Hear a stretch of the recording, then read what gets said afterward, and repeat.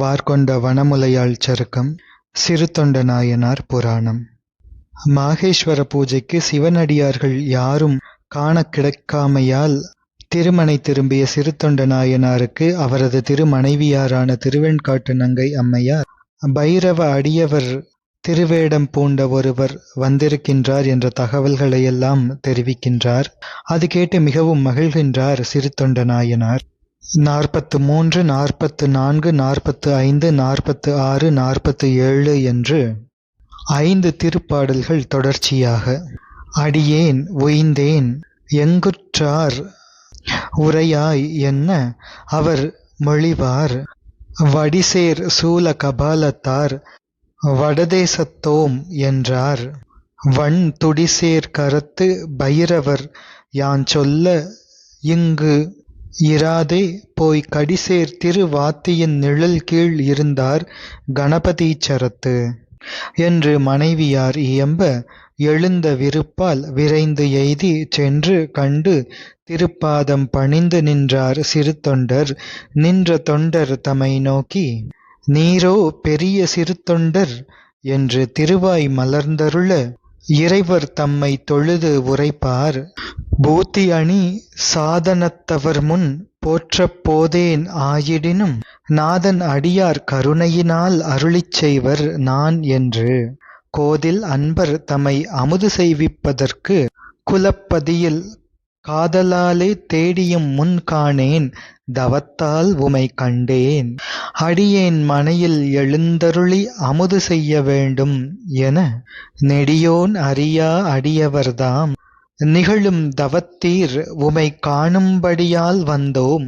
உத்தராபதியோம் எம்மை பரிந்து ஊட்ட முடியாது உமக்கு செய்கை அரிது ஒண்ணாது என்று மொழிந்தருள, எண்ணாது அடியேன் மொழியேன் நீர் அமுது செய்யும் இயல்பு அதனை கண்ணார் வேட நிறை தவத்தீர் அருளிச் செய்யும் கடிதமைக்க தன்னார் இதழி முடியார் தம் அடியார் தலைப்பட்டால் தேட ஒண்ணாதனவும் உளவாகும் அருமை இல்லை என உரைத்தார் என்பவை திருப்பாடல்கள்.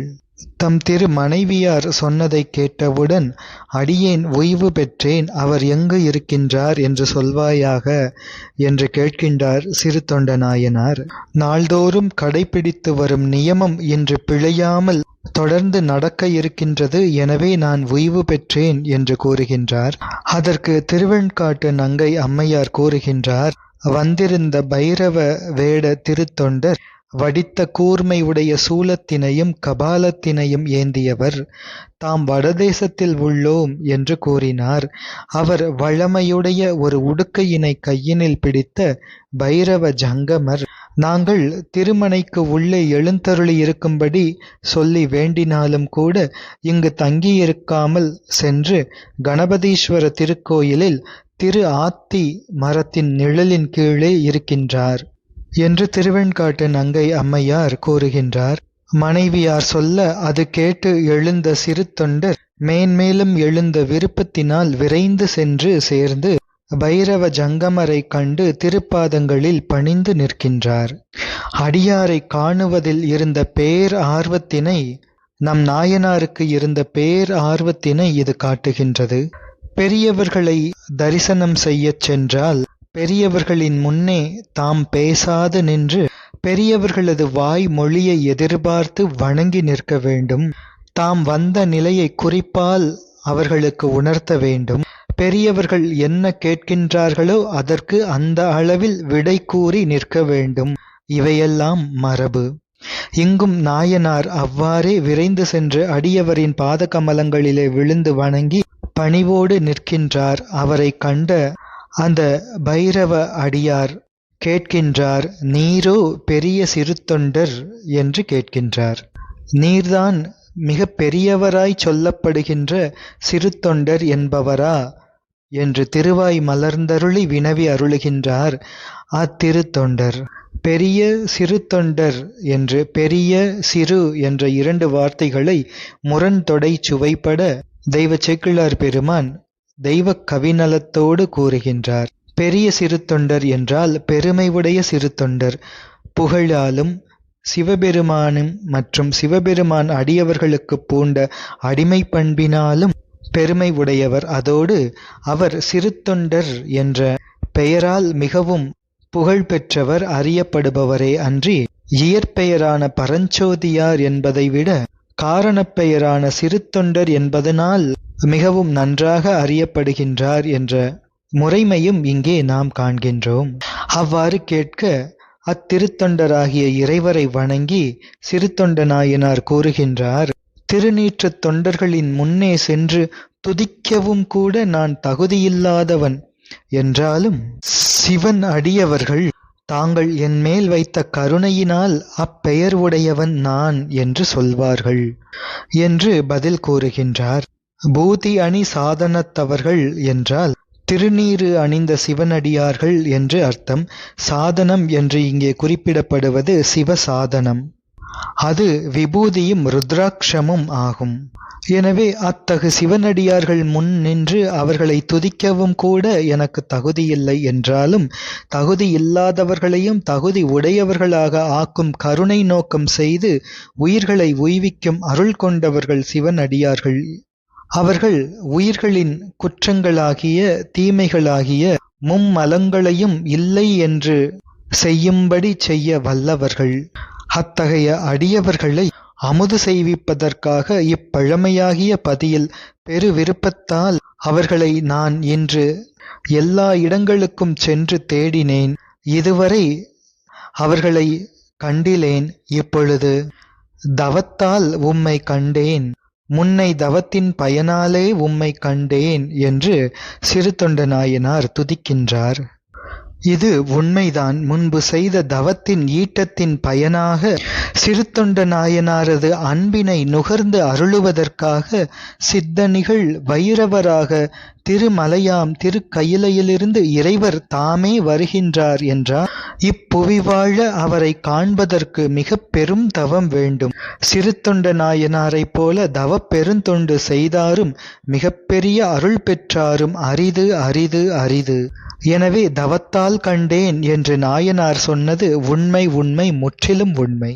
சிறுத்தொண்ட நாயனார் மேலும் விண்ணப்பிக்கின்றார் அந்த பைரவ அடியாரிடம், அடியேனது மனையில் தேவரீர் எழுந்தருளி வந்து திரு அமுது செய்தல் வேண்டும் என்று வேண்டுகின்றார். அதற்கு அந்த அடியவர், அவர் நீண்ட மாலும் அறிய முடியாத அடியவர், அவர் சிறுத்தொண்ட நாயனாரை நோக்கி அருளுகின்றார், தவத்தினை உடையவரே, உம்மை காணும் பொருட்டாக யாம் வந்தோம். யாம் வடநாட்டில் உள்ளோம். எம்மை அன்புடன் அமுது ஊட்டுவதற்கு உமக்கு முடியாது. அந்த செய்கை மிக அரிதான செய்கை ஆகும். எனவே உம்மால் செய்ய முடியாது என்று மொழிந்தருளுகின்றார். உமக்கு மட்டுமன்றி இந்த செய்கை வேறு எவர்க்கும் அரிது. எனவே வேறு யாராலும் முடியாது என்று 3 முறை கூறி உறுதிப்படுத்துகின்றார் வந்திருந்த பைரவ ஜங்கமர். அமுதினை பரிந்து ஊட்ட உமக்கு முடியாது, அந்த செய்கை அரிது, அது ஒண்ணாது என்று 3 முறை உறுதியாக கூறுகின்றார். அதற்கு நம் சிறுத்தொண்ட நாயனார் பதில் கூறுகின்றார், விண்ணப்பம் வைக்கின்றார்.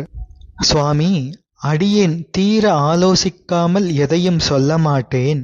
கண்ணிறைந்த அழகினை உடைய நிறைந்த தவத்தினை உடையவரே, தேவரீர் திரு அமுது செய்யும் இயல்பினை அருளிச் செய்யுங்கள்.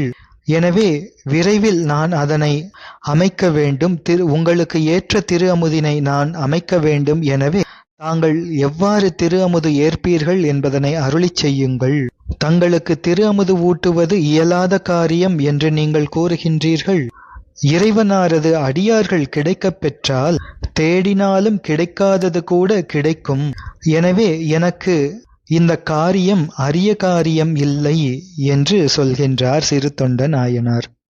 நீங்கள் ஒண்ணாது என்று சொன்ன அதுவும் கூட நடக்கும். அது எம்பெருமானின் அடியவர்களின் திருவடிச் சார்பினால் அது நடக்கும். தன்முனைப்பாகிய ஆன்மபோத முனைப்பினால் இவ்வாறு கூறாமல் இது அடியவர்களின் பெருமையால் இது நடக்கும் என்று சிறுத்தொண்ட நாயனார் கூறுகின்றார். முடியாது, அது அரிது, அது ஒண்ணாது என்று 3 முறை கூறிய உத்தராபதியாரை மறுத்துக் கூறுதல் அடியார் பெருமைக்கும் தமது சிறுத்தொண்டராம் தன்மைக்கும் பொருந்தாது. எனவே அதற்கு விடை, அது அடியவர்களின் திருவடிச் சார்பினால், அடியவர்களின் திருக்கருணையினால், அடியவர்களின் பெருமையினால் அது நடக்கும் என்று வந்திருந்த பைரவ ஜங்கமரின் கூற்றை மறுத்து விண்ணப்பிக்கின்றார் சிறுத்தொண்ட நாயனார். அந்த மரபும் அந்த நுட்பமும் நாம் கண்டுகொள்ள வேண்டும். பெரியவர்கள் கூறுவது எதையும் உடனே மறுக்காமல் அதற்கு உடன்பட்டு பின்னர் மறுத்து விண்ணப்பிக்க வேண்டும் என்ற முறைமை இங்கே காட்டப்படுகின்றது. சிறுத்தொண்ட நாயனார் அடியாரை நோக்கி கூறுகின்றார், நீங்கள் கூறியபடி அது ஒண்ணாது என்பது உண்மை என்றாலும் அடியவர் திருவடிச் சார்பினால் அது முடியும் என்று பைரவ அடியவரின் கூற்றிற்கு உடன்பட்டு மறுமொழி கூறுகின்றார், விண்ணப்பிக்கின்றார். 48வது திருப்பாடல். அரியது இல்லை எனக் கேட்ட பொழுதில் அழகு பொழுகின்ற பெரிய பைரவக்கோல பெருமான் அருளிச் செய்வார், யாம் பரியும் தொண்டீர் மூவிருது கழித்தால் பசுவீழ்த்திட உண்பது உரிய நாளும் அதற்கு இன்றால் ஊட்ட அரிதாம் உமக்கு என்றார். அது அரிய காரியமில்லை என்று சிறுத்தொண்டர் சொல்லை கேட்ட பொழுதிலே அழகினை சொரிகின்ற பெரிய பைரவ திருக்கோலம் கொண்டு எழுந்தருளிய இறைவர் அருளிச் செய்கின்றார். சிவனடியாரை அமுது செய்வித்தலில் மிக்க அன்பும் எமக்கு அமுது ஊட்டுவித்தலில் மிக பரிவும் பூண்ட சிறுத்தொண்டரே, யாம் 3 ருதுக்காலம் கழித்தால் ஒருவேளை மட்டும் பசுவினை வீழ்த்து அமுது இட உண்பது நியமம். அவ்வாறு உண்பதற்குரிய நாளும் இன்றைய நாளே ஆகும். ஆனால் உமக்கு அவ்வாறு எம்மை ஊட்டுதல் மிக அரிதாகும் என்று அருளிச் செய்கின்றார். ருது என்பது 6 மாதம் என்று பொருள்படும். ருது என்பது 2 மாத கால அளவு உடையது. 3 ருதுக்கள் என்றால் 6 மாதங்கள். எனவே 6 மாதங்களுக்கு ஒரு முறை பசுவினை வீழ்த்து அதை அமுதாக உண்பது தமக்கு நியமம் என்றும், அவ்வாறு 6 மாதங்களுக்கு ஒரு முறை வருகின்ற அந்த நாள் இன்றைய நாள்தான் என்றும் பைரவ ஜங்கமர் அருளுகின்றார். பசு வீழ்த்து இட உண்பது என்றால் பசுவினை வீழ்த்து அமுதாக்கியிட அதனையே நாம் உண்போம், அதுவே எமது நியமம் என்று கூறுகின்றார். பசு என்று இங்கே குறிப்பிடப்படுவது பைரவ சமயத்தார் அமுது செய்யும் உணவு, அதனை குறிக்கின்றது. இங்கே பசு என்பது பசுமாடு அல்ல, அது பொதுவகையால் விலங்கு என்பதனை குறிக்கின்றது. பைரவம் என்பது அகப்புறச் சமயங்கள் 6ல் ஒன்று ஆகும். இது பெரும்பாலும் வாம மதத்தோடு சம்பந்தப்பட்டிருக்கும். ஆனால் வாம மதத்தோடு சிறுபான்மை ஆச்சாரங்களால் வேறுபட்டு பைரவக் கடவுளை பரம்பொருள் எனக் கொண்டு பைரவ மதத்தில் சேர்வதே முக்தி என்ற கொள்கை உடைய சமயம் பைரவச் சமயம். இதிலே ஒரு சாரார் மாமிச உணவும் உடன்படுவர். வாம சமயத்தார்களுள் ஒரு சாரார் கள்ளுண்ணுதல் போல பைரவ சமயத்தைச் சேர்ந்த ஒரு சிலரும் மாமிச உணவு உண்பதை வழக்கமாக வைத்திருப்பவர்கள். அவ்வாறு மாமிச உணவு என்பதனையே இங்கு பசு என்பது குறிக்கின்றது. பசுவின் மாமிசம் என்று சொல்வது தகாது. ஏனென்றால் பசுவின் மாமிசம் என்பது எந்த வகையான சமயத்திற்கும் உடன்பாடானது அன்று. எனவே பசு என்பது இங்கே மிக பொதுவாக மாமிச உணவு என்பதை மட்டுமே குறிக்கின்றது என்பதனை நாம் நினைவில் நன்கு நிறுத்திக் கொள்ள வேண்டும் என்று பைரவ ஜங்கமர் இவ்வாறு அருளுகின்றார். அதற்கு நம் சிறுத்தொண்ட நாயனாரும் பதில் கோரி விண்ணப்பம் செய்கின்றார். அதனைத் தொடர்ந்து சிந்திப்போம். திருச்சிற்றம்பலம்.